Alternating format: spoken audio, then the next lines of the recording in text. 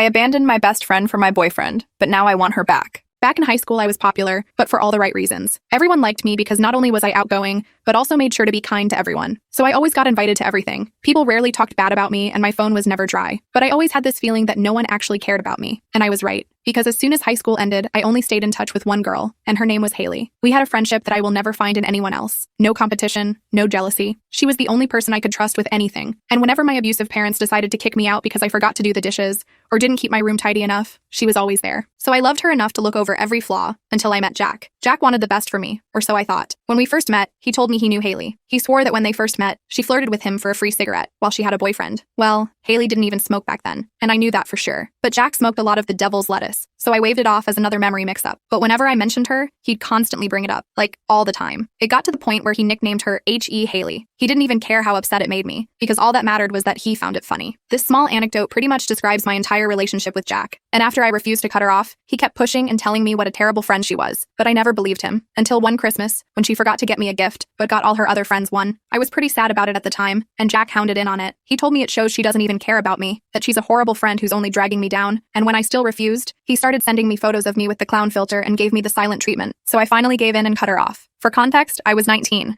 and my family had gotten so abusive that he offered for me to live with him, for free, so I took it. And I thought cutting off Haley would keep the peace between us, but instead it made things worse, because I soon realized my entire life was put into his greasy little hands, and I had no way out. He convinced me to quit my job because I was letting my boss scam me. I was paid above minimum wage. He hated when I left the house without him. When I listened to SCA, he told me to stop because it made him uncomfortable. And when I told him he was a little controlling, he didn't care because every girl would say that about their boyfriend. So 8 months into the relationship, I found myself completely dependent on him in every way possible. Financially, emotionally, spiritually, everything. And that's when he decided that I was too much before breaking up with me. He told me I could live in his apartment until the lease was up, by the end of the month. And in the meantime, he would stay with his dad. As soon as he left, I called Haley. It was the first time we had talked in months. She demanded that I come over and told me to bring a suitcase filled with as much of my belongings as possible. She even paid for my Uber. Turns out she had information about Jack that she had been waiting to tell me, and it was enough to help me get over him in just 24 hours. I don't have time to finish the story in this short video, but it was something I never saw coming. Click the link or go to my channel to watch it.